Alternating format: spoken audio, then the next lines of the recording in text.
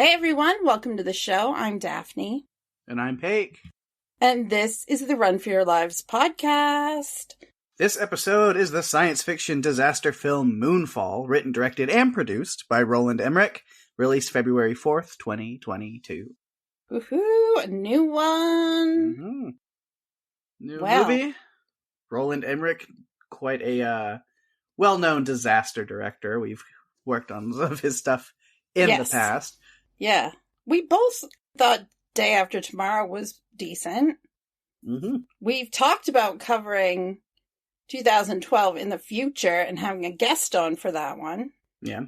But this one is new, so we thought, what the heck? Let's cover it now. And it was definitely a movie. Yes. The greatest movie I think I've ever seen. Can you be any more sarcastic? I don't wonder, it's like our listeners right now being like, either he's joking or he's completely lost it and we can't listen to his opinions ever again. Well, why don't I tell you a couple things? Because I've thought about this, because I watched this movie twice. I watched it last weekend, and then I watched it again today in anticipation for recording this podcast. First, John Bradley was the whole movie for me. Like, he was the best part of the movie. Yes. Him and Fuzz Aldrin, I loved his character. That was that's what made me happy about the movie. Yeah. The effects were good. I feel like mostly. I feel like we could have seen more destruction. I felt like it was light on destruction compared to some of the other Emmerich movies that I've seen. Yeah. But I saw a movie we covered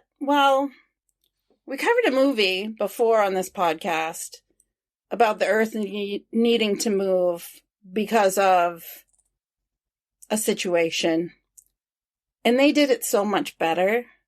Mm. And that was The Wandering Earth. Yeah.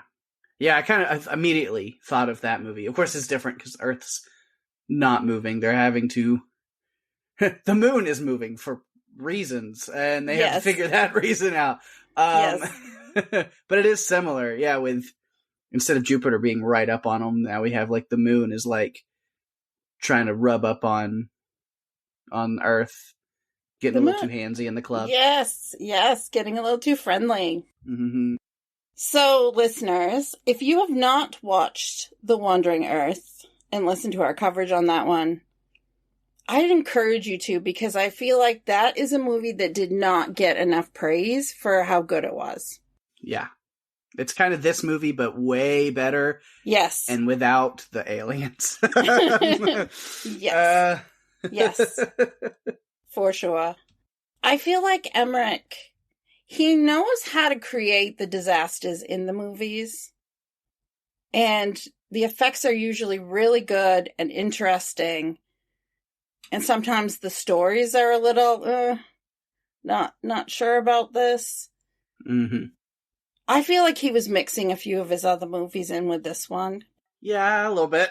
I related, characters to different people, and I was like, oh yeah, when they're trying to get to Jimmy's father's bunker, it reminded me of 2012 when they were trying to get to the Ark, and then there were some connections, this father-son dynamic that just reminded me a little bit of Independence Day. So I'm kind of like, you just took characters from other movies and put them into this one. Pretty much. And then they did a bunch of things. And so I have to say, I stand by my comment. John Bradley was the best part of this movie for me. Yeah, he was very fun. That character was, just off the wall, but a lot of fun. Yeah. I had a lot of fun watching him. And it's cool to see him outside of playing Sam on Game of Thrones. So It was cool to see that he could do something a little bit different. And I liked his comedy, although some of it I feel like wasn't... It just... The tone... Not the tone, his tone, but I don't know. I think his casting was great. I'm just not sure about the others in this movie. I felt, we'll get into deeper, character analysis and some of the story stuff in a little bit. But yeah, honestly, while watching it, and we're gonna dog on it a little bit because it's rough. But is it the worst movie I've seen? No, definitely not. No, there were some good moments. There was definitely stuff that I found really tense.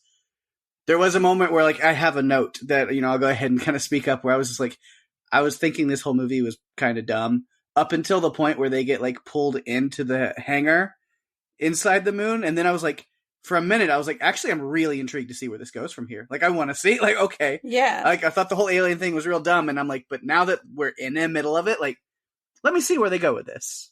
Hang on. They might, let me see, Yeah. But I felt bad kind of for Halle Berry and Patrick Wilson, just watching some of them acting in some of the scenes is like, you are capable of so much more than this, and you spent the time to do this. But you put all you could into it, but man, yeah, the dialogue was not great in many spots. Mm-hmm. I had a rough time. I just kind of was like, okay, this is a movie that I would put on in the background if I was doing a million other things and I just wanted some background noise. But I could do that with Spotify, so why would I do that? That's what podcasts are for. Yeah. I can listen to something else. So unless you're listening to this podcast, then you sit down and you give us all your undivided attention. Yes. No, I'm kidding. We like to know what you guys think of our episodes, and Yeah, I'm sure we've got lots. I say lots to talk about. I don't have a ton of notes. Neither do I. But I think it'll be a fun conversation. So I don't know how long this is going to go. It's not going to be one of our longest in-depth episodes, I'm sure. But I've got some stuff that I have some stuff that I'll have fun talking about. But before we get into that, of course, Daphne always has some fun little behind-the-scenes bits to kick it off with. I do. And this time is no exception. So, this movie was filmed in Montreal, Quebec, Canada. Emmerich came up with the idea while he was working on Independence Day Resurgence, and he was inspired by reading the book Who Built the Moon by Christopher Knight and Alan Butler. Makes me want to go read that or check it out. The script was co-written by Emmerich and Harold Closer and Spencer Cohen. Was written by the trio over 4 years. Closer worked with Emmerich as a composer on some of his previous films. And Cohen has only written a handful of scripts, including 2018's Extinction, which I think would be a great movie for us to cover. The premise is different, and there's a twist in it that I didn't see coming that I think would make for a fun conversation.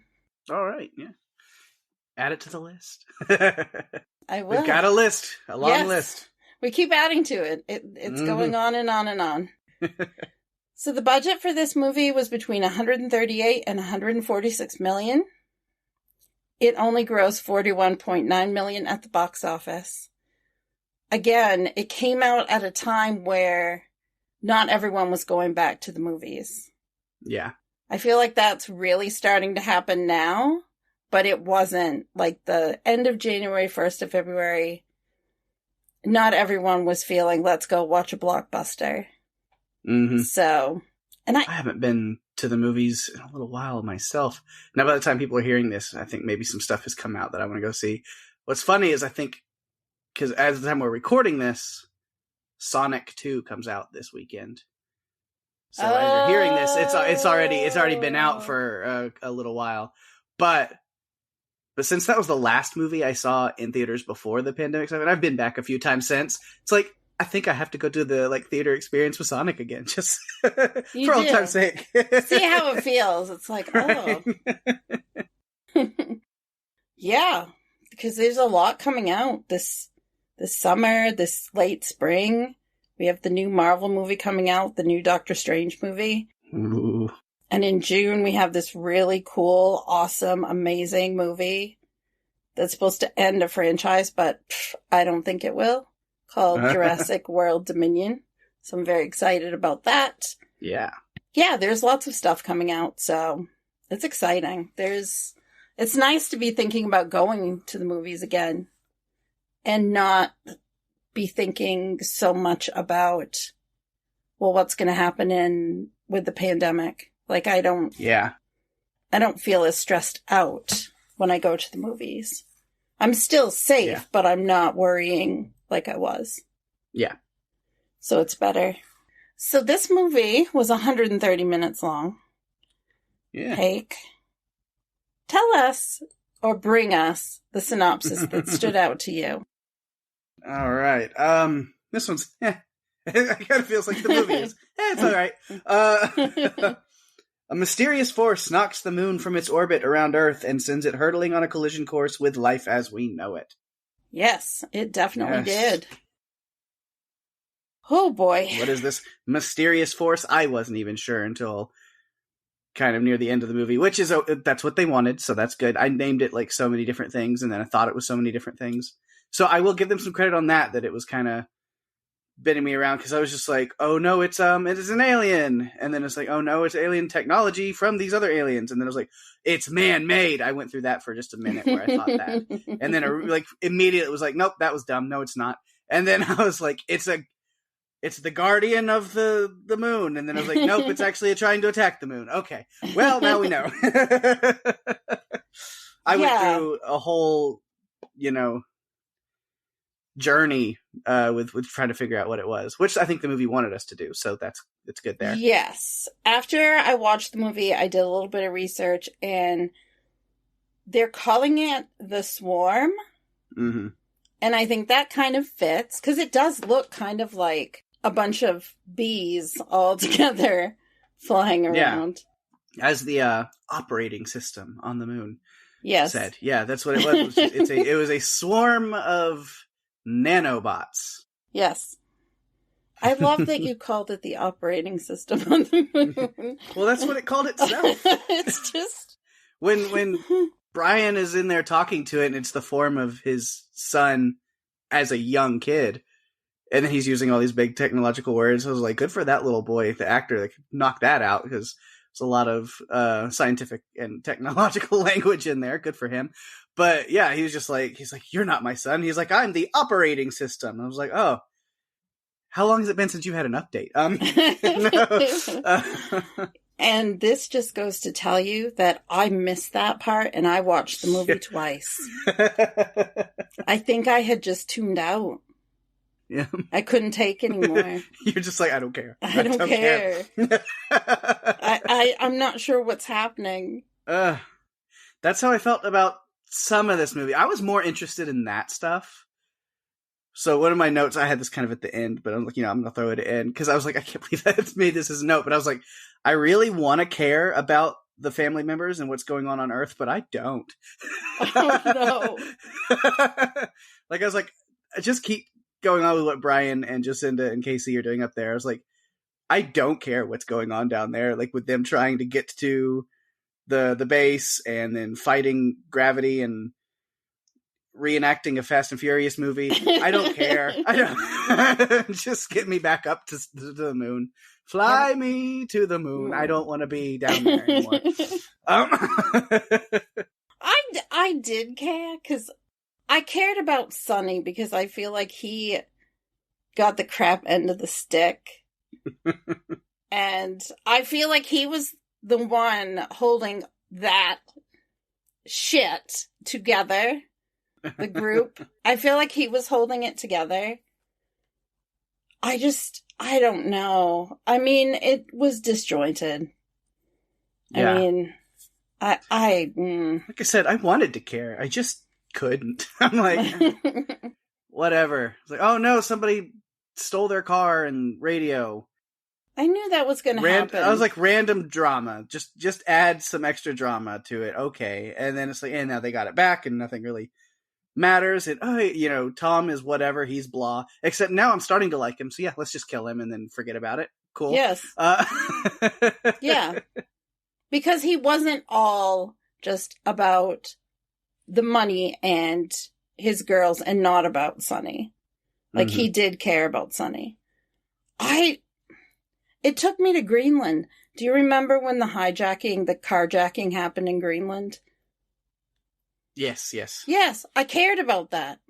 Uh-huh. Yeah, I cared about that in that movie. Yeah, and I knew this was coming. I'm like, he's throwing in every like cliche thing that you would expect to happen is getting in this movie, and they put it in a blender, and this is what came out.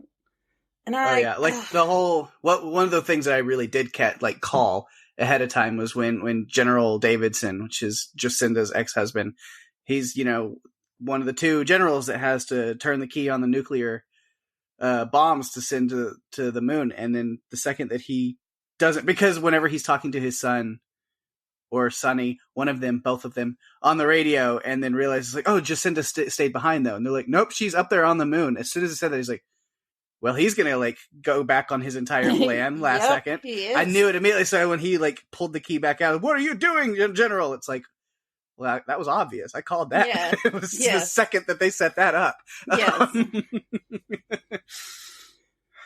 There were a lot of predictable things. Mm-hmm. And it was like a fork in the road multiple times when I thought, you could go this way and it would make it better. It would be different. Yeah. But they didn't. They went this way. And I'm like, okay, so you're taking me down the road of whatever I expect. Okay. I liked the destruction. I liked the effects. I did not love a lot of the other stuff. It was hard. Mm-hmm. I didn't expect the alien thing, because I didn't look into this movie at all before watching it.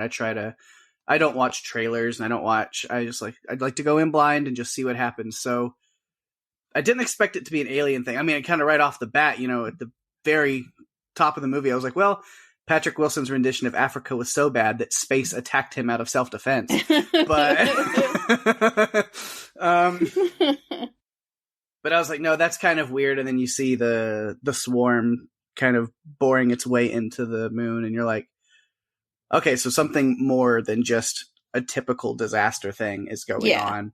So it's pretty obvious quickly, but I didn't know that going into the movie that was going to be the thing. So I will give them some credit for, it's different to that degree. It's not exactly what you expect with an alien kind of thing. And the fact that it's not actually alien, but it's AI that became sentient and went rogue, that was created by technically aliens, but really it's just ancient humans from a galaxy far, far away. Yeah. Midichlorians? No. From a long, long time ago in a galaxy far, far away. Yes. It's a Star Wars movie. Got it. No. Not really. I don't think they would take credit for this one. Yeah, but so that is at least creative, because I was really interested, like I said earlier, once they were in the hangar, I'm like, okay, I'm really excited to see where this goes. But then when they got brought in and it downloaded all the information into Brian's brain and was like, here's everything that's happened, exposition download. And then I was like, well, now that we have the answer to what's going on, I was like, it's okay. Then it kind of gets played out in sci-fi. I mean, it works enough, but I was like, yeah, okay, ancient humans, elsewhere in the universe, the AI became self-aware, rose up and destroyed them. Then they built the moon to create a planet in a solar system somewhere else to restart human life. And then the swarm found them. That kind of sums up that whole thing. Yeah. It's like, well, it might not have been done before, but it feels like it has. Yeah. Even if it as its own self is kind of unique, it's still cliche. I don't know, it's hard to explain. But once you get the whole story, you're like, yeah, that didn't take a whole lot of thought to come up with that, did it? Well, if you think about it, did you ever watch Terra Nova? Yeah. Yeah. I mean, that is, well, we need to leave our planet to go somewhere else. It's not the same thing, but it's similar. They went and were populating another planet. Well, it was the same planet, just a long time ago in the past. Oh. Is what Terra Nova was. I forgot that that's what it was. It's been so long since I watched it. They had worked in time travel into Terra Nova, to where they went back to like prehistoric times before humankind had just destroyed the Earth, and then we're like, so it was like a weird time loop. Oh, good. I should just, you know what? I'm interested in that. Maybe I should just go back and watch that instead. Right. That was better. Yeah. I'm still sad that I only got one season. I know. But that's a whole random tangent. Maybe we'll cover that for a fun little thing. Who knows? It doesn't really that fit, sounds. but who knows? No, but it does. Because there are dinosaurs in it. We can make it fit. We always talk about making things fit. Yeah. So there we go. If there's anything to take away from Moonfall is go back and watch Terra Nova. Yeah. Check out Terra Nova. It's a great one. I'm with you. I feel like it's been done. And maybe it hasn't been done directly, but maybe pieces of it have been done in different things. And it, like you were saying, it kind of feels like this hodgepodge of other sci-fi alien disaster cliches that are all thrown together, and you're like, it's something new in the way that like like a sculpture made out of pieces from a junkyard is something new. Like, yeah. You know? Yeah. But yeah. We haven't even started on the characters, but I feel like we've already started. Yeah, just going through some notes. But yeah, because I feel like I don't want to like crap on this movie too hard. No. But yeah, I mean, it's just to get a lot of those like initial thoughts out of the way of like, it's not the best. And I mean, we don't want to be overly critical, but we are here to kind of break down a movie and talk about it. And a lot of talking about it from a, standpoint of people who are fans of these kind of films, it left a lot to be desired, unfortunately. Yeah. I was a little disappointed because I love these movies. Obviously, we enjoy them or we wouldn't be podcasting on them. However, this one, I just feel like I've seen pieces of it in other films. And like I said at the top, go watch The Wandering Earth. It's a fantastic movie. It does have subtitles, but it's worth it to sit down and watch it because it's great. Mm-hmm. But like you were saying, getting into character stuff, we might as well do what we do. Yes. Break down a little bit. So we'll start with Patrick Wilson's Brian Harper. Like I was talking about, his terrible rendition of Africa is what caused the whole thing. I'm going to blame it on that. It was his singing that brought the swarm in. But yeah, we see the swarm kind of coming from the moon, which causes all the damage to the shuttle they were in. Brian's able to crawl into and stabilize the shuttle from acting out Peppy Hare's greatest dream of a million barrel rolls.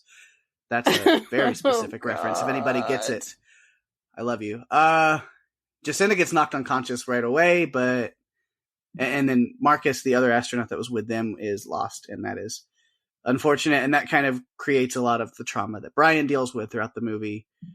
But then what really kind of sucks is he manages to land the shuttle despite the systems being fried, and then is still fired and dishonored. And NASA's blaming him and human error for what happened, not believing him about this strange swarm. And then, of course, Jacinda was unconscious, so she can't back him up.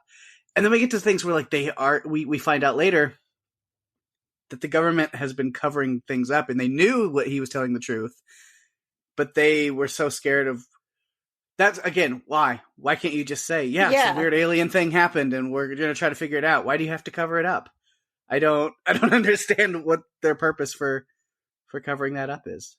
Yeah, it's not really explained. That didn't make a lot of sense to me. No, because that's what led me to go on that tiny little bit where I was like, it's man-made. I was like, it's not aliens at all. Somehow it's human technology, and it's some kind of sinister thing that the government put in the moon. And I thought that for a second because that was the only thing I could think of to explain why they would cover up the existence of the swarm from what happened to Brian and Jacinda and the team. So then it was like, oh no, it really is an alien thing. I was like, then why are they trying to cover it up? I don't understand. Just make the government the bad guys because it's the cliche easy thing to do. I don't know.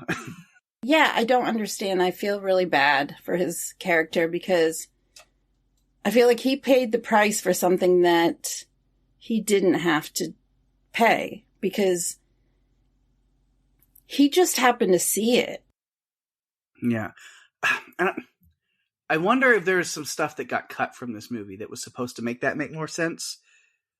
Because I know that it's kind of left dangling, because even when Jacinda is talking to the guy, I don't even remember his name, that, had the files and everything for what happened with Brian, and basically he lets her know that, back in, the Apollo 11 mission, the swarm wasn't there, but they had seen what the moon really was, and so like that was the whole cut in the satellite feed was actually them going dark for a minute because they saw something that I'm guessing they figured out what the moon was, and then they've kept it under wraps since then. And I was like, well, that's kind of an interesting subplot that we never actually explain or touch any more on whatsoever. Like, what did they see? What did they know? Like, I don't know. It's Yeah, she went to see Holdenfield. Yeah. And he went through everything. It looked like he was ready to kill himself. Like, he was cleaning his gun. He talked about, I've got to get something back to my desk. And he had a gun he was cleaning. So I'm not sure what was up with that. But he did explain everything to her. And again, it makes you really untrusting of the government when you see that that's the type of thing that happened. Brian's life was completely destroyed after that. Yeah. He and his wife split up. They lost their home. His son had to go to live in New Jersey, which he was not happy about. I know. I don't know if that set him on the path to becoming a delinquent, but that's kind of what happened. Yeah. Very sad. It's all just kind of like for meaningless cover-up. I don't know. Yeah. But he does have a gig. Like, he's going to go for astronaut day. Yeah, so at least he's considered an astronaut to some degree still. Even if it's just talking to kids. Yeah. He gets to do that.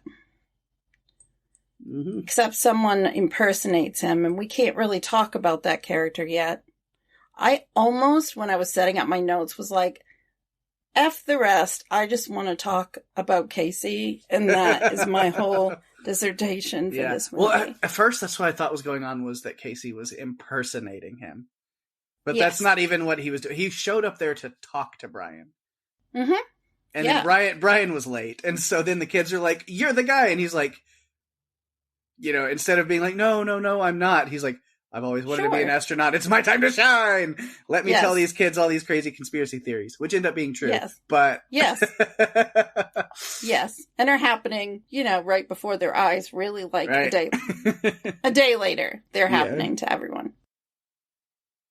But I thought that was funny. And then when Brian shows up, he's like, oh, now I can talk to you. The kids are just left very confused, I'm sure. Yes. I don't blame them.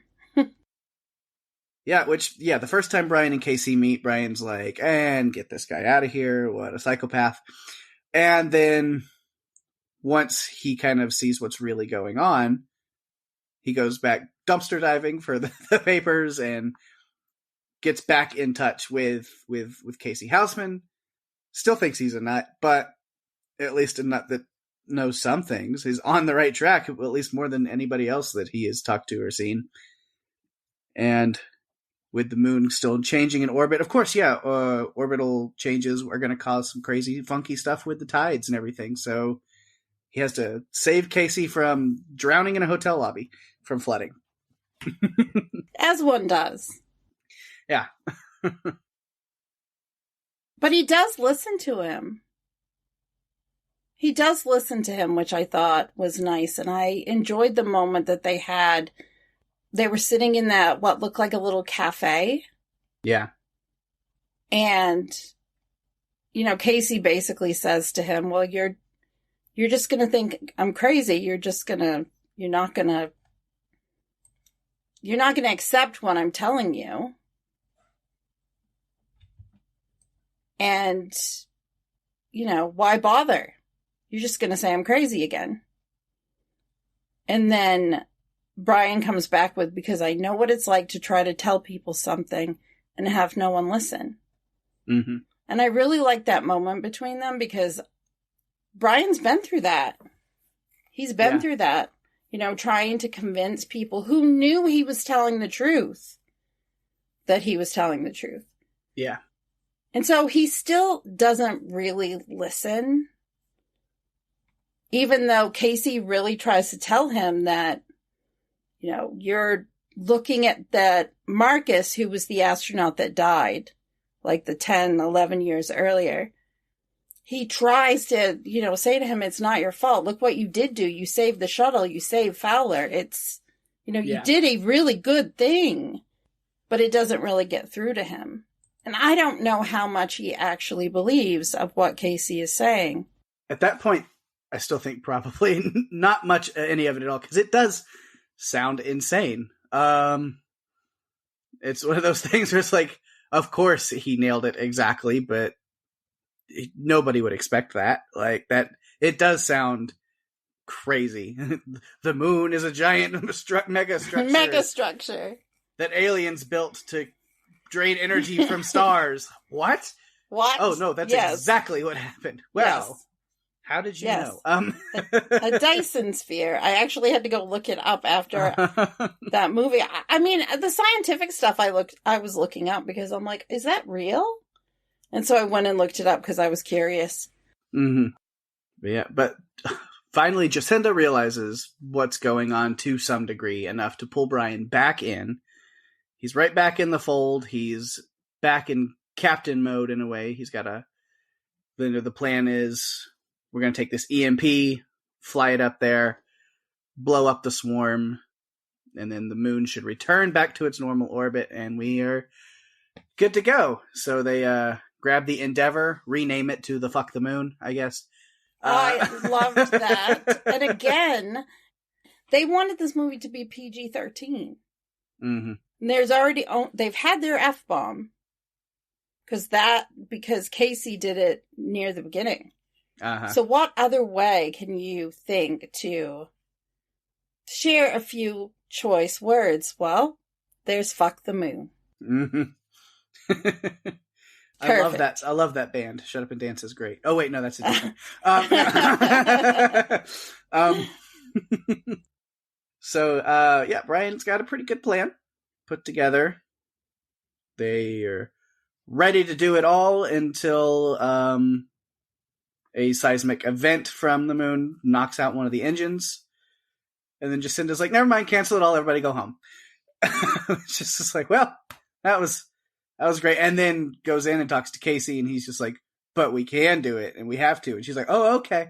Then we'll just do it without any of the people that I just sent home." Yes. Because we can't afford to have that many people in every scene, so it's got to be just us three.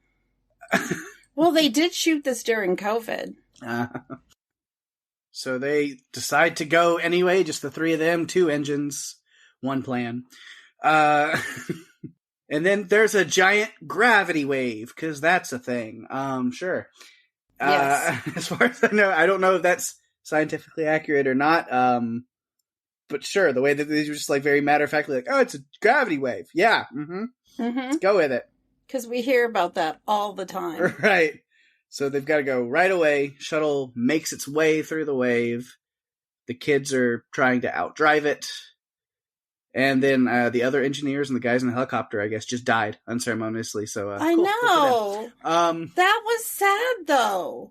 I was sad about that. They're like, we gotta go, and then that's it. Okay, yes. Cool.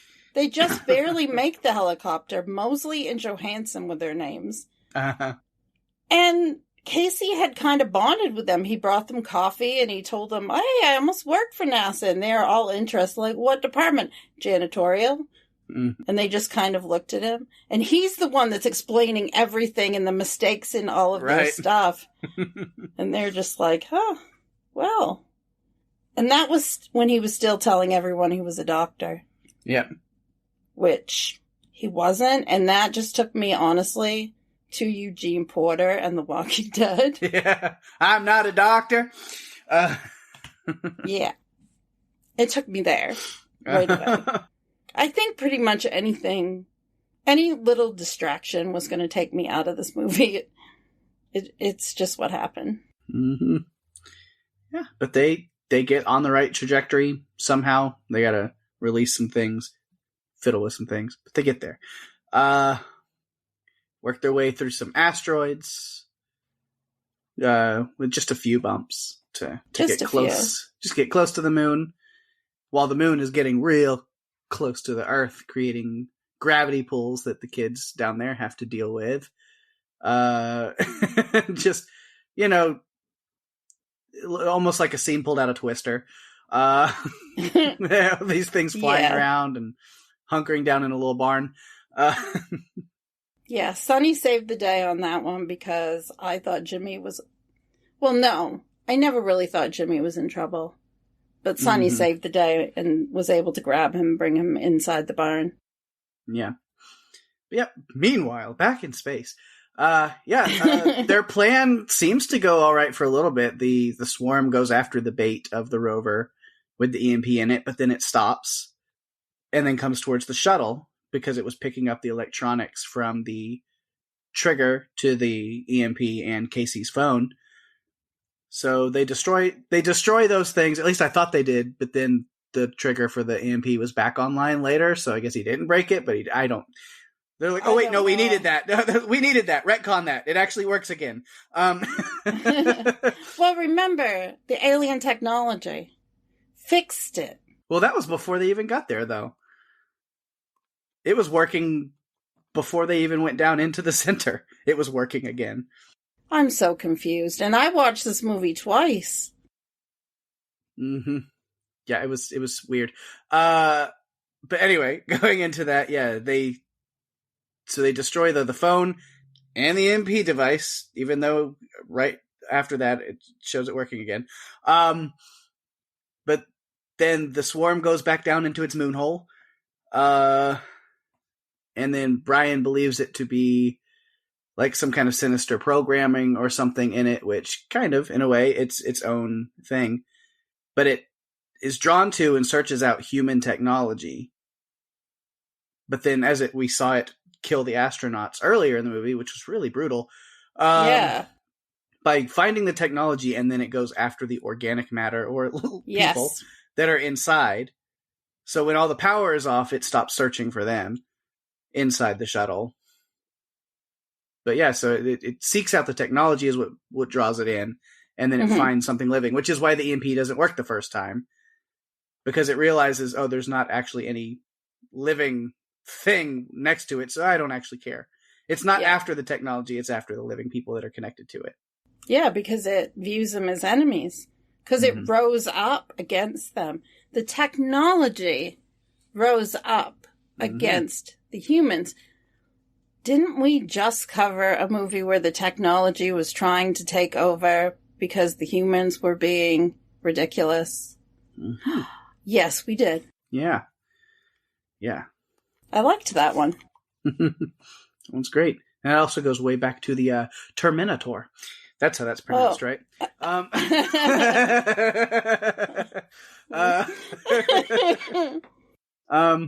So yeah, the team goes inside the moon hole, deep in, realizing that everything that Casey said is 100% true.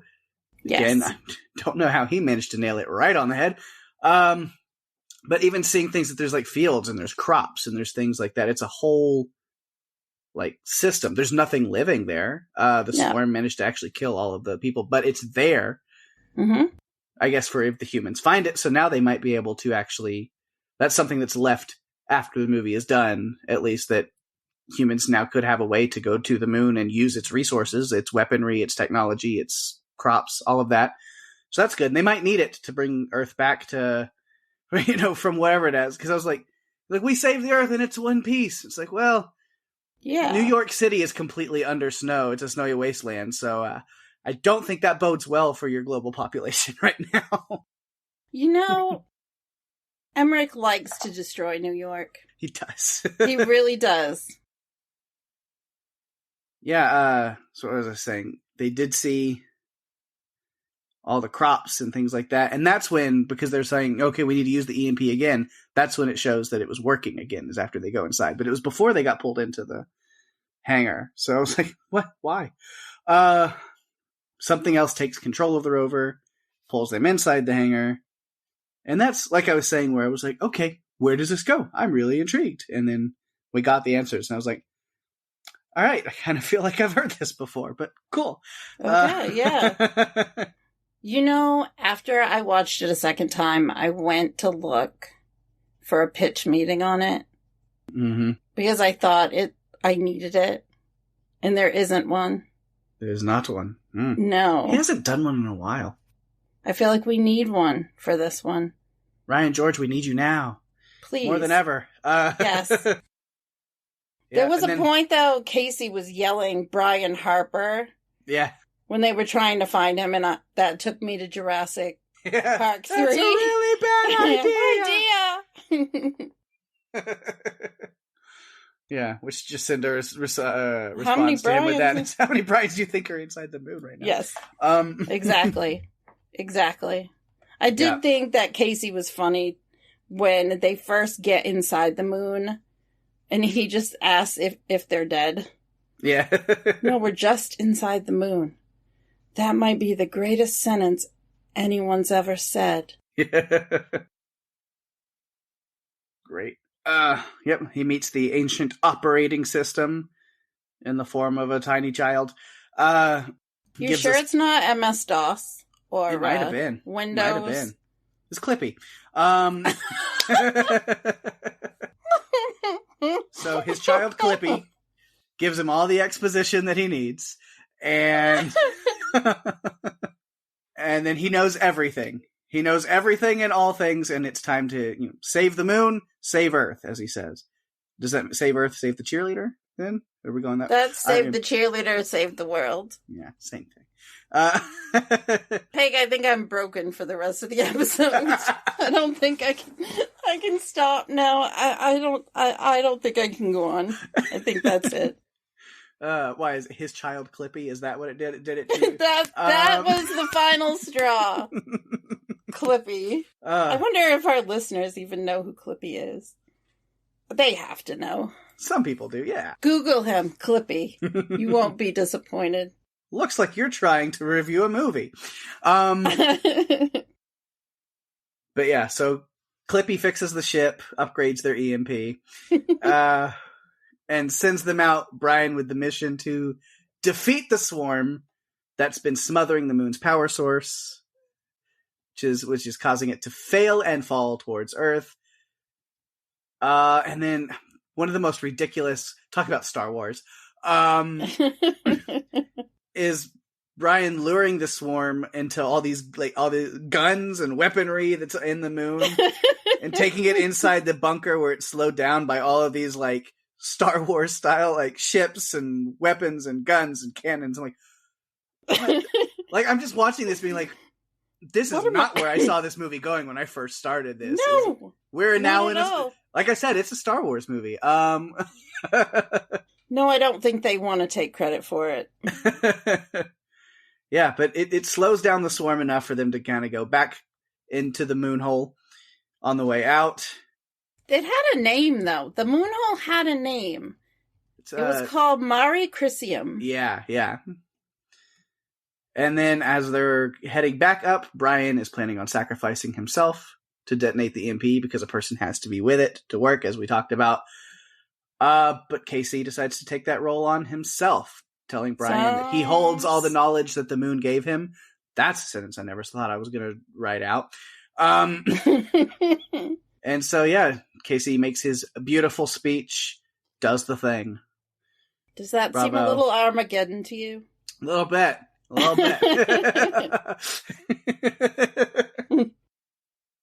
Oh, man.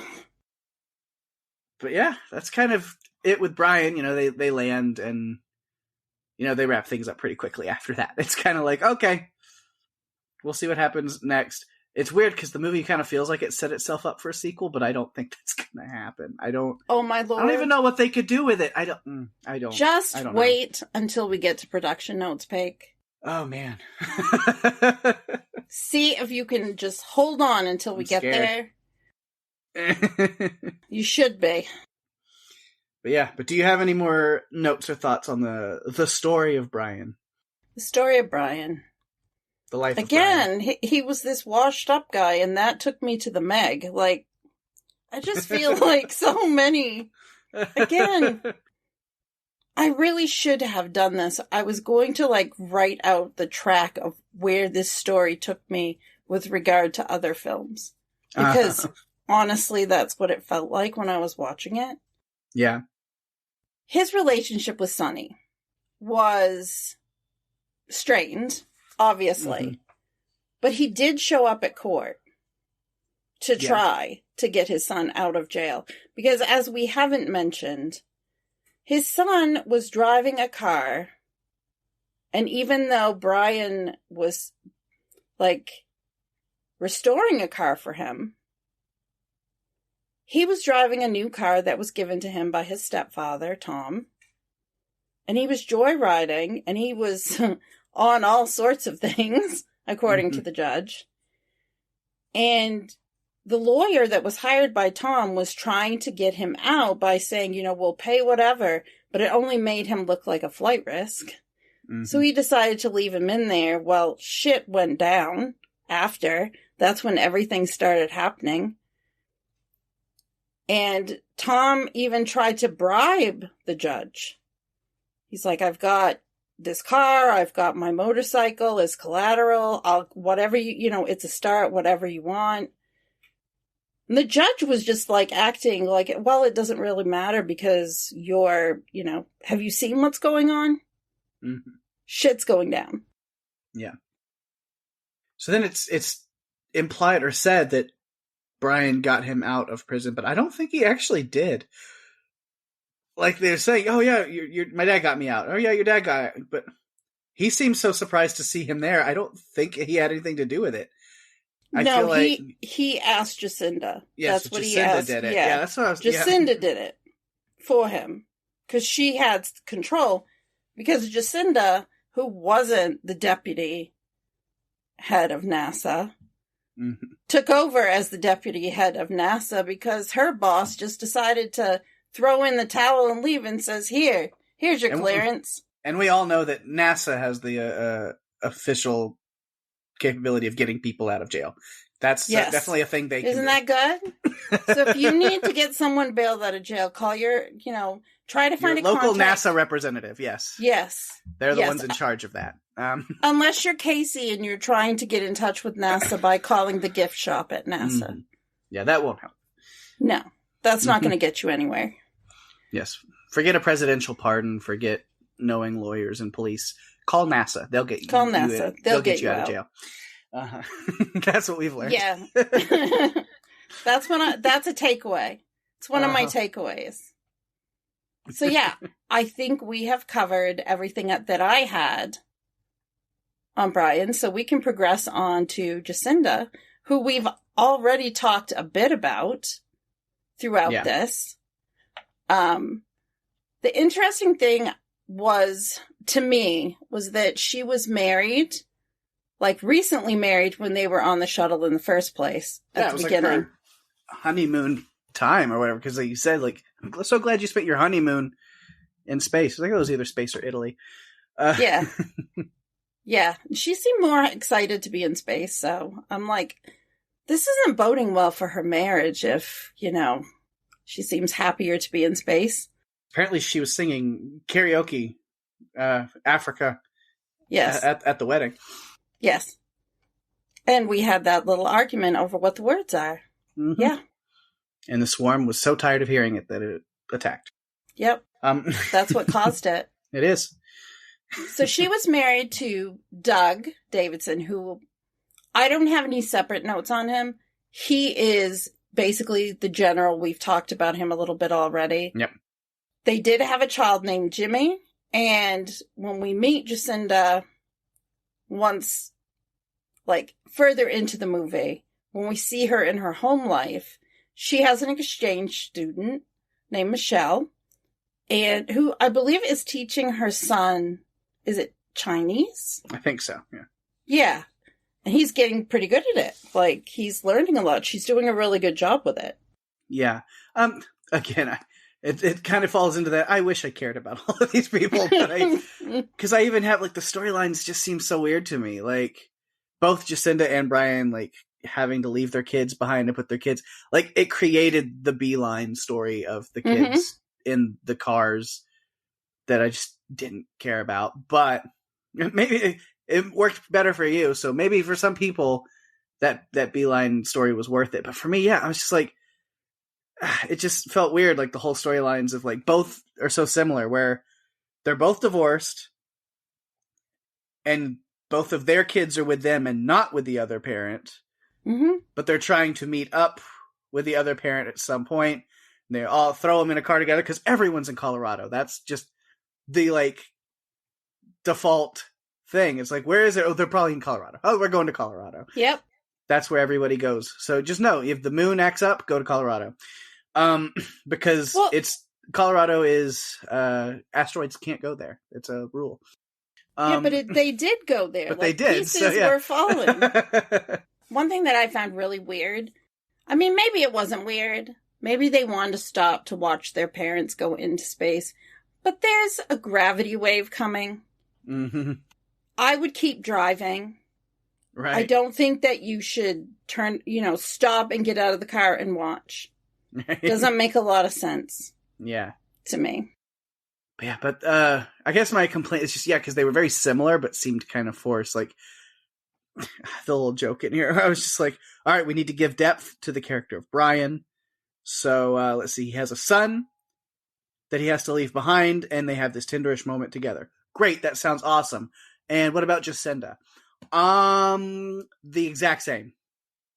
I mean, isn't that kind of lazy writing? Wait, you didn't let me finish. There's also a foreign exchange student and teaches her son another language a little bit. That's all. That's all you got. Yeah, but everything else is exactly the same. Are you trying to be Ryan George? No. It kind of feels more like a dead cast, Lucy in the Writer's Room of Fear. Yes, it does. It does. You're doing a very good job, Pake. Continue. Yeah, that's really all I had. It just seems like, all right, so Brian has a son, and then he's doing it for his son. All right, what about Jacinda? You wait till you hear this. She has a son, and she's doing it for her son. Oh, okay, cool. I don't know. I mean, Jacinda's team died, and she didn't. I mean, she had to know they were going to die. Mm-hmm. So they're like, so let's just put the kids in a car, and they'll make it. Put all faith in the person who had his license revoked for yes. It's a lot of dumb decisions that just happen to work out. Yeah. But man, but even the whole military thing, it kind of becomes another cliche of the military's like, we're gonna nuke it. It's like, you realize if you do that, like, then we don't have a moon, and gravity is fucked. Yeah, that's gonna ruin everything on Earth. Plus, all of the like asteroids and like all of the pieces of the moon are gonna fall down and destroy Earth. But they're also, because you hit them with a nuke, they're gonna be radiated, so it's gonna turn the entire globe into a nuclear wasteland. And they're like, but it'll take care of the problem of the alien thing. Sure, it'll take care of every problem that humankind has ever known, because we won't exist anymore. There's always this, let's run to the nukes. Let's throw the nukes at it. How many movies? I'm thinking of several Roland Emmerich movies where they go to the nukes. It's like, even though it makes no sense and it's the worst idea possible. Yes. But I want to do it. Yes. I want to make things go boom forever. Yeah, no. Yeah. We prefer you didn't do that. Thank you very much. Yeah. But of course, like I said, as soon as General Davison realizes Jacinda is up in the moon with Brian, he's immediately like, nope, never mind, can't do that. Don't want to blow up my wife. Everybody else, that's fine, but not her. Yeah. And then the whole thing caves in, and it's like, okay. Mm-hmm. Well, that might be the, most selfless thing that you've done. Right. To stop the nuke people, because that's it. I mean, it's always, let's go to the nukes. Stomachache, nukes. Headache, nukes. Car won't start, nuke it. Nukes. Oh, man. Yeah, so back up on the moon, they'll talk about Jacinda. She kind of comes to this idea. She was like, I believe there's two competing alien entities at play here. It's like, I don't know where you got that. I mean, that's true. That's definitely how, so it's like, that's the movie's way of giving that little bit of exposition to us, is like, and Jacinda figures it out based on what she just does. Yeah. Like, all right, cool.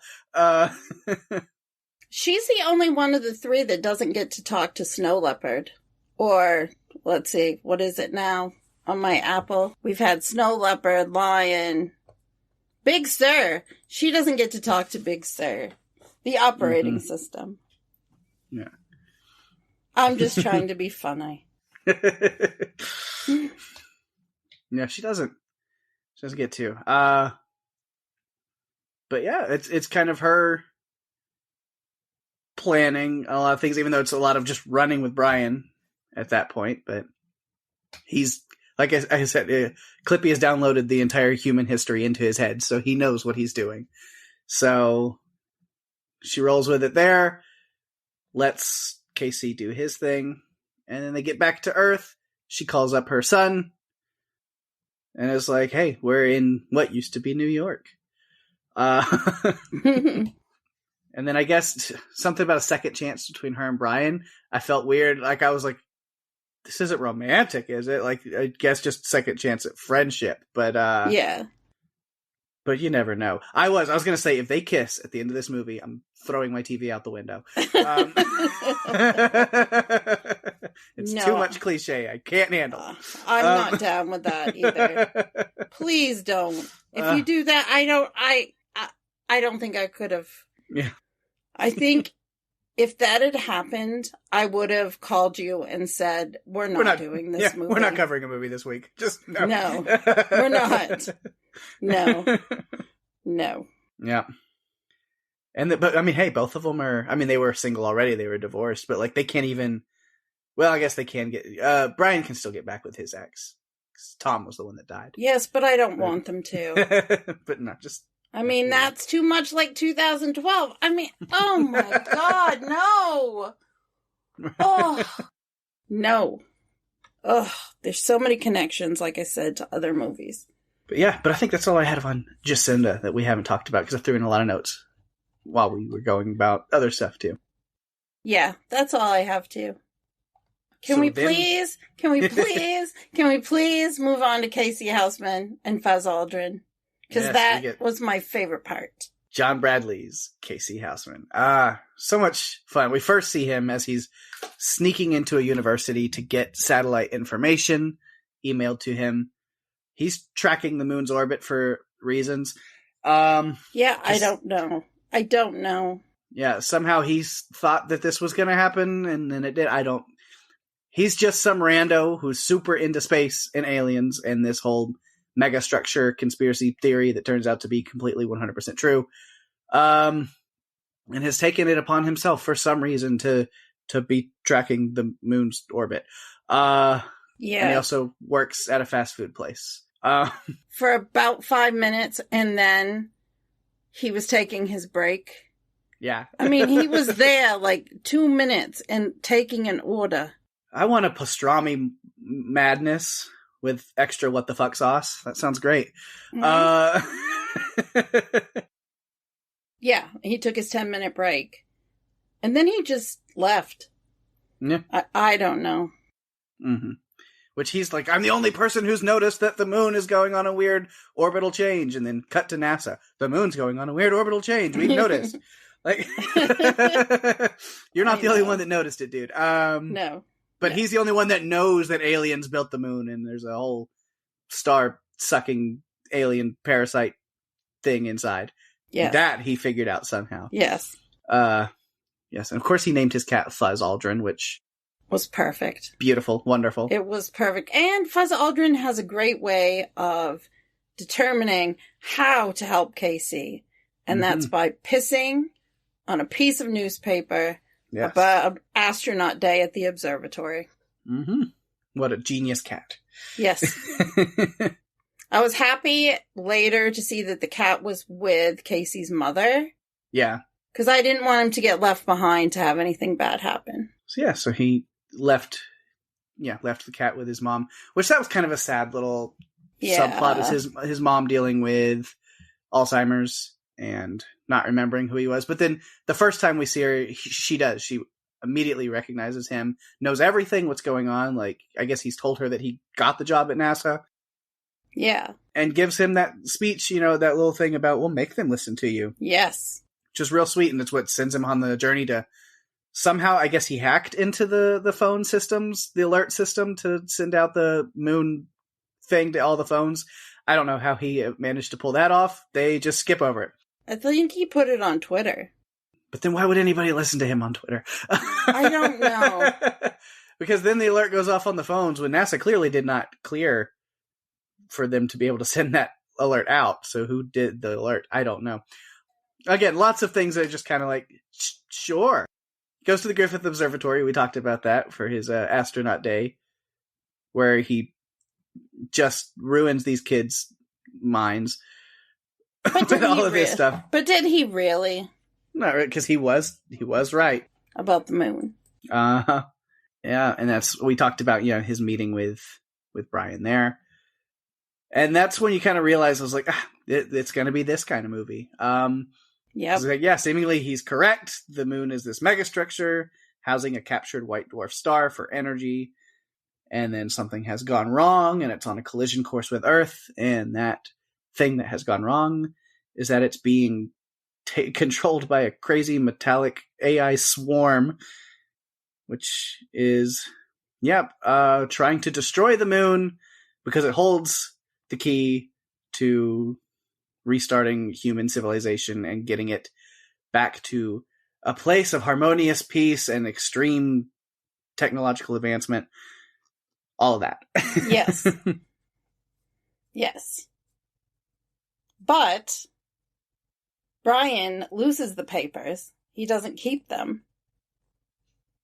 So Casey knows that he's right. So he pulls together his group of superheroes in the Hall of Justice, not the Hall of Justice, the LA Palm Hotel where they have free bagels.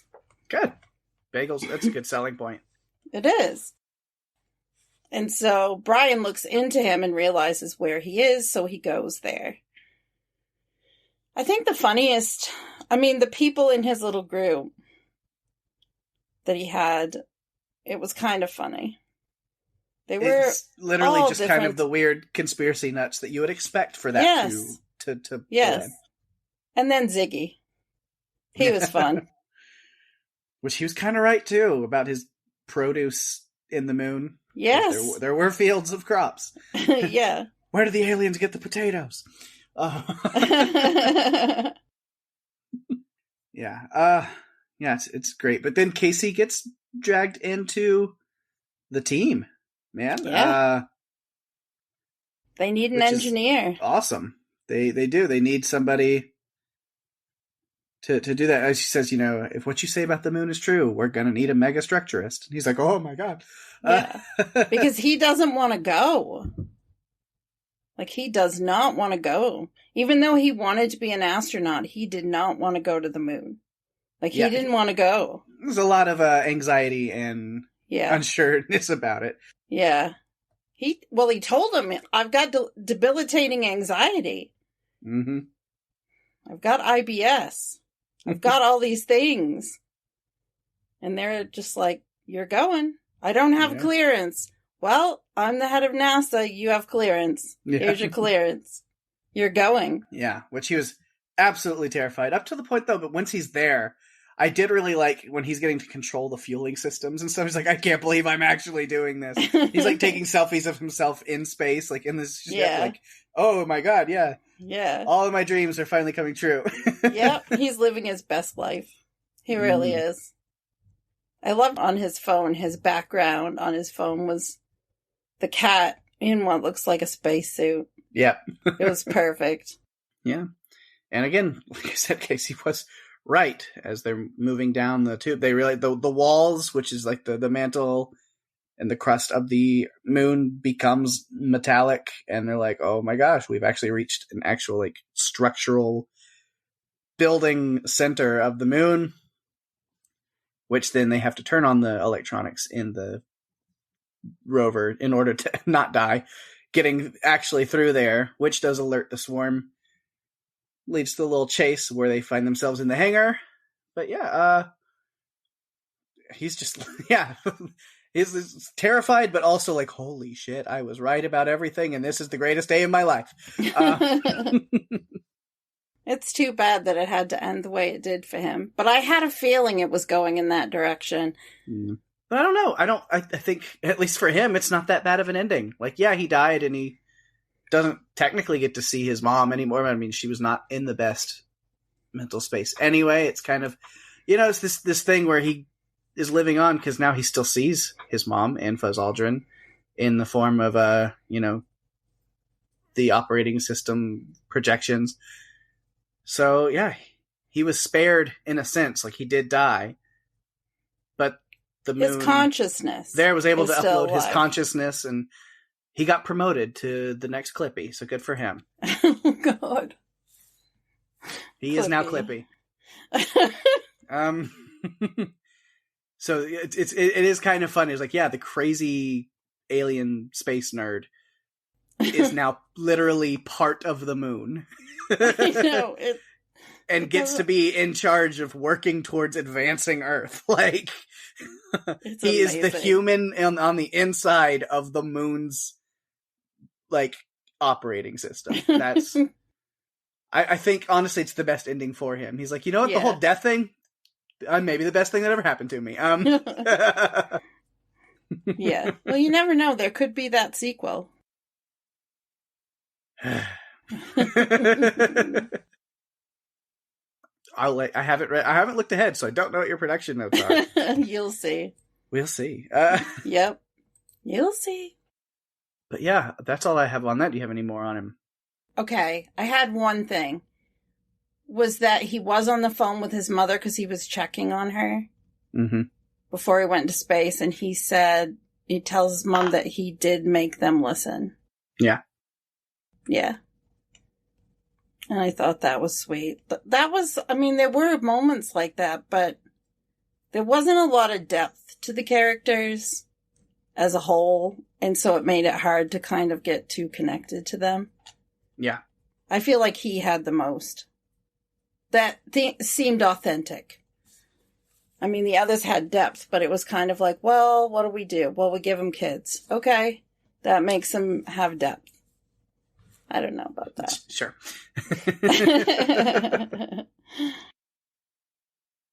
Yes, that's all I have on him. And really, the only other notes I have is kind of about the crew that we leave on Earth. But I think I've talked about most of them. The vehicle being stolen from them, which I was like, okay, sure, just add some extra drama to the situation. They walk up. I guess they at least were close enough to walk to the community where Tom and Brenda live. Yeah. And Sonny is pissed at Tom for leaving him in the jail. Mm-hmm. Like, he's not pleased. He gets really pissy. Yeah. But they get with them, and then they realize there's atmospheric dissipation going on, which means they will be out of oxygen. And so Sonny and Tom make their run after some oxygen. They get a bunch of oxygen tanks from the fire department, the ones that the firefighters would use, the tanks and the masks. And then they run into the same dipshits that stole the Humvee and the radio from them the first time. This time, Sonny's a little more ready, pulls his gun. They get the backpack back with the radio. They keep the oxygen. They get in the car and go, only for them to run back into the bandits later when it turns into a Fast and Furious movie with weird gravity, flying semis, and jumping over a giant crevasse, bouncing off a floating piece of ground. I was like, as that scene's going, my head starts hurting because I'm like, no, what the fuck is this? What am I watching? I was like, that's where I kind of turned the corner on this movie, where I realized this is not a disaster movie. This is not a sci-fi. I was like, it's just an action flick wearing the robe that says, I'm a sci-fi movie. It's like, man. I thought it could have been It works with Fast and Furious because you know what you're getting into. But once this scene happens in this movie and I'm going like, oh no, what has this become? What are we doing? Uh, No one told you, Peg. It's just a fever dream. Yeah. Yeah. That scene, I was like, oh, that happened. Yes. It was a funny interaction when Sonny arrives at the house and he's kind of pissy at Tom. And Sonny has to tell Tom where he is. Well, he's up there trying to stop what's happening. Up where? In space, Tom. And Tom is like, well, that's a way to avoid paying rent. Mm-hmm. He had some subtle one-liners that I thought were fun, but they got lost. Yeah. Like, there was no... It wasn't... I mean, they weren't in... Yeah. Michael Pena is hilarious and amazing. Yes! Anybody who's watched Ant-Man knows. Yes! But he was very underutilized in this movie. Yeah. I feel like maybe there were too many characters. Mm-hmm. I don't know. This movie was over 2 hours long. Yeah. I just feel like it was a mishmash of things, and it's disappointing. But yeah, and again, I mentioned with Tom, it's like, and then the time he has this little moment with Sonny, they kind of reconnect, and then he sacrifices himself and gives up his air tank and his oxygen for his daughter because hers is running out, and then he dies. And it's like, awesome. And then as soon as he dies, the oxygen's back. Yay! Oh, poor Tom. But yay, we can breathe again. Not him, but we can. Just seemed kind of sudden and random. Like, this character's annoying, underutilized, we don't care about him, and like, except he actually really loves his stepson, and he does this incredible thing for his daughter, and now he's dead, and we're just gonna move on. Yes. Wait, what was that last part? Don't worry about it. Let's keep going. Move on. Again, the stepdad. It happened in 2012. It was a much more gruesome death, but same thing. We've done this. We did it. I was much more, like, worried with the air tanks when we were watching A Quiet Place 2. Yeah. There was so much tension, and it was so just deep and interesting, and this, yeah, not so much. So that's all I have for notes. Yeah, same here. That is all I've got. All right, so you know that means it's time for some production notes. And I have a whole bunch of things to share. I had to do a lot of research to find these, because there wasn't a lot readily available, so I had to find some articles. As we've already talked about, Roland Emmerich is no stranger to disaster films.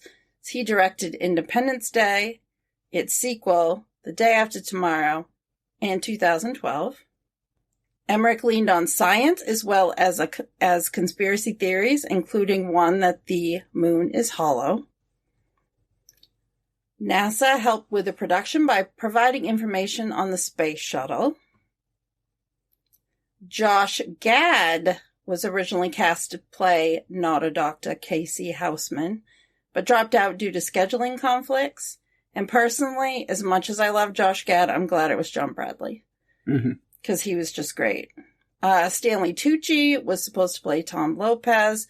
He was recast due to the travel restrictions associated with COVID-19.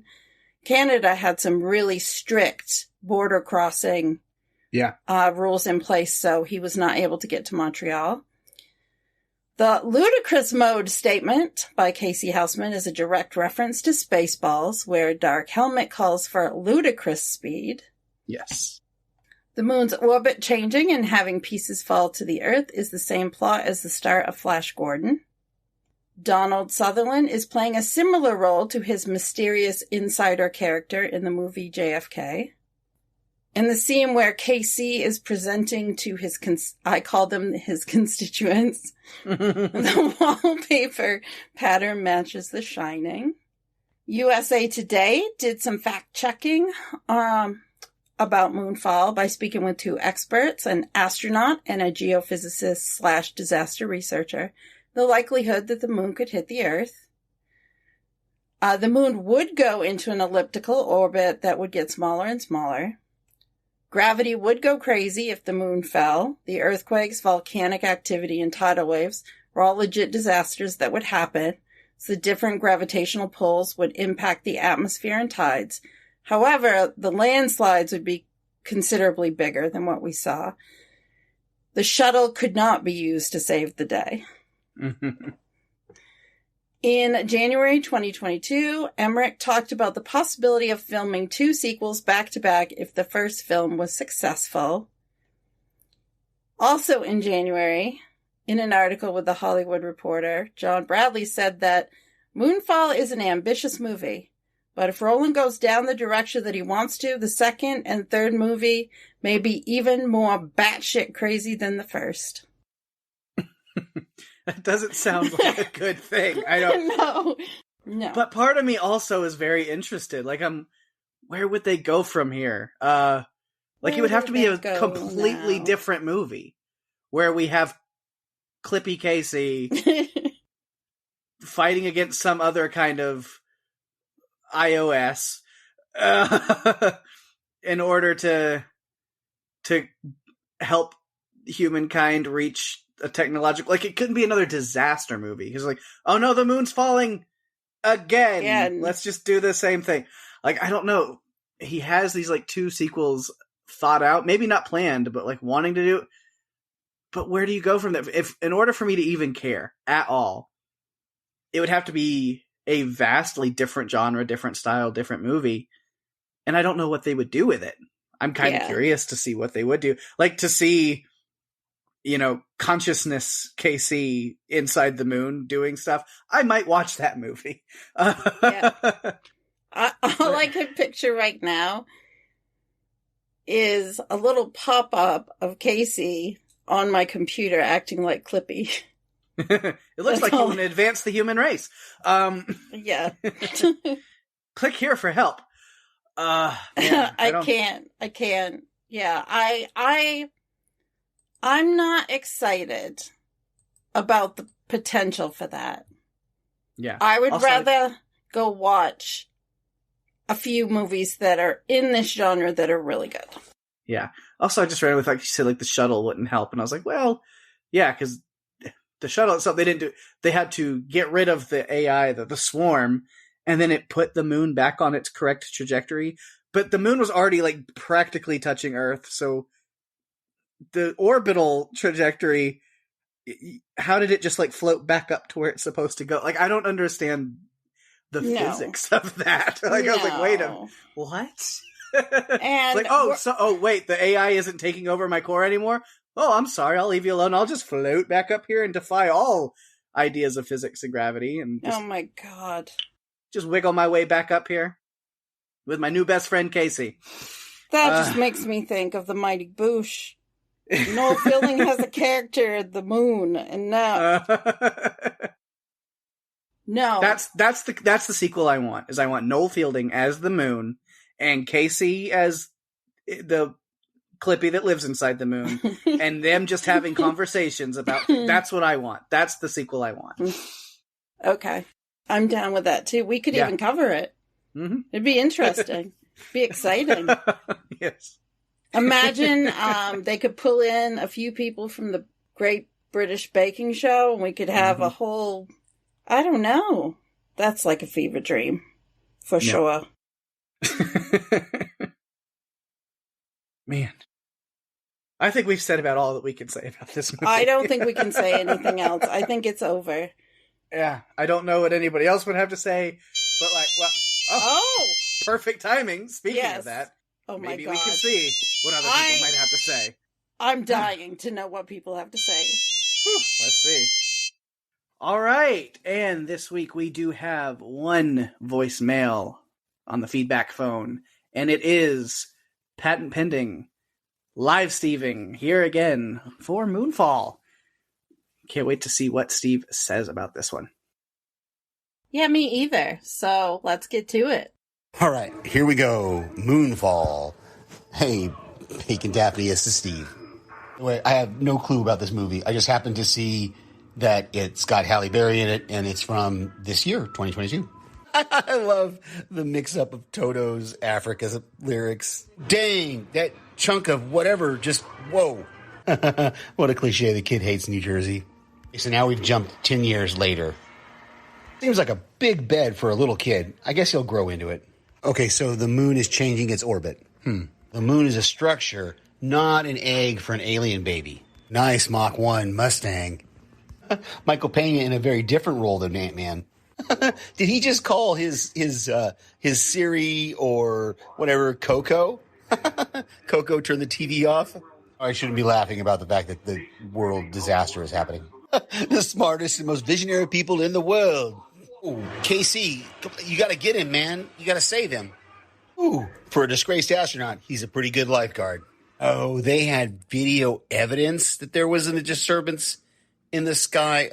Oh, everybody wants to go to Colorado. You know, pot's legal there, so maybe that's why. Oh, Halle Berry Fowler has a plan that includes Brian Harper. Nice. She said moon falling, not moonfall, so it's not technically a mic drop. It's kind of growing on me that F the moon on the side of the space shuttle. I'm the acting director of NASA, so I just cleared you. So the three of us are going to save the world. I love it. No countdown, just go for ignition. This shuttle launch is a little triggering for those who actually watched it as kids with the Challenger. Oh, this has got an hour left, and they haven't even got to the moon yet. I will try to make my commentary sparse, because I know I'm getting on 2 minutes here. Okay, they are using way old school mathematics to, solve this situation. I'm out. Oh, this isn't good. The crew is out, and the nukes are ready to launch. All the members of my son are happy. I have no idea where this movie is going at this point. But they're back on Earth, and everything seems fine, so, okay.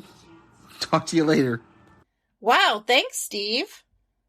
If you listen to our coverage, you might realize that Pake and I, well, maybe we might have wished that we slept through some of it. I'm not sure. Either way, thanks for sending in your feedback. Yeah. If you would like to submit your feedback, you can go to our Facebook page at facebook.com/runforyourlivespodcast. You can email us at runforyourlivespodcast@gmail.com. Tweet at us at RFWell, blah, blah, blah, blah, blah. Reach out to us on Twitter at RFYL Podcast.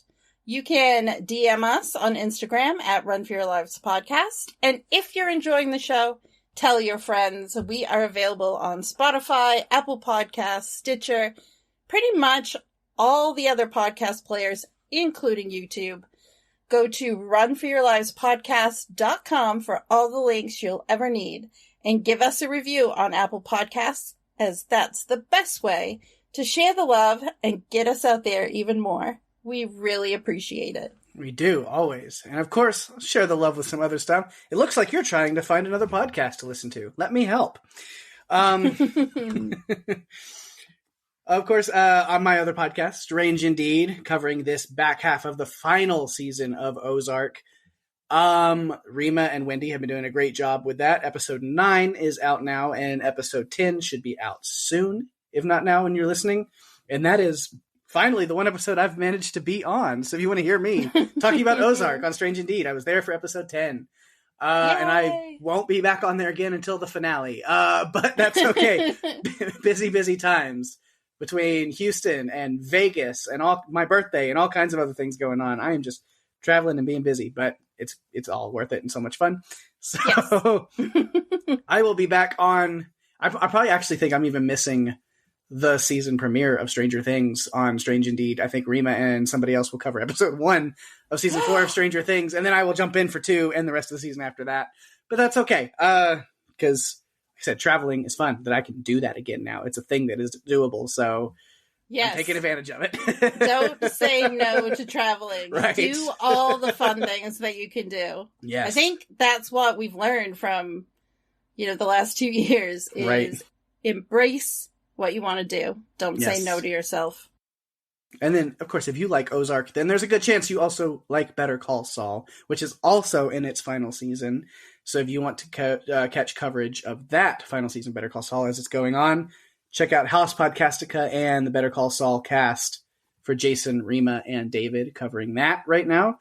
It has been so good. So the show's great. Their coverage has been great. Check that out. Marvel fans, if you're a big fan of Moon Knight, of course, Moon Knight is wrapped and done last week. But if you want, podcast coverage of that finale, always great places to go with that, of course, with House Podcastica and Moon Knight Cast. Panels to Pixels and TV Podcast Industries all have the finale of Moon Knight there for you to listen to coverage of there. And then also with House Podcastica, What is From is the name of the podcast, where Lizzie and Alex are breaking down the Epics series From, starring Harold Perrineau. And that has been so great so far. I'm trying to go with them, just kind of an episode at a time, but I'm really digging it. It's quite a dark, creepy, mysterious show. I'm really liking that one. And that's really it. Usually I have a longer list to go through, but yeah, that's kind of all we got for this week. A lot of people are in between weeks, bye weeks, or just kind of taking little breaks, but definitely stay listening here and tune into any other podcasts that I always talk about. There's always fun stuff, and you can always, if you're following any of those podcasts, check your feeds because they'll just kind of drop random stuff at random times sometimes, and it's always good stuff though. Yeah, definitely. But of course, we do want you to tune in and check your feed next week right here for Run for Your Lives. Because Daphne, what is going on here next week? Well, when an asteroid the size of Texas is on course to destroy the Earth and everything and everyone on it, NASA calls on Harry Stamper and his ragtag group of oil drillers to save the day. Next week, we're joined by our friend Ben Beck to talk all things Armageddon. Who doesn't love watching Michael Bay destroy the world? He does it so well. Well, sometimes. Sometimes. Yeah. So thanks for listening to coverage of a movie about a giant object falling from the sky to destroy the Earth. Tune in next week where we'll talk about a movie where a giant object is falling from the sky to destroy the Earth. Yeah. Yeah. This is how it worked out if you think about it. Yeah. We covered 2 animated films back to back. Right. Now we're doing 2 films about space and the Earth back to back. I promise the one after Armageddon is not about space. No. No, not at all. But what if it was? That'd be interesting. No, okay. Oh my gosh, no. I think I'm spaced out for a little bit. Mm-hmm. With that, we have reached the end of another fun episode. Thanks, everyone, for listening. I'm Daphne. And I'm Pake. And if you have to run, you better run for your lives. Bye-bye.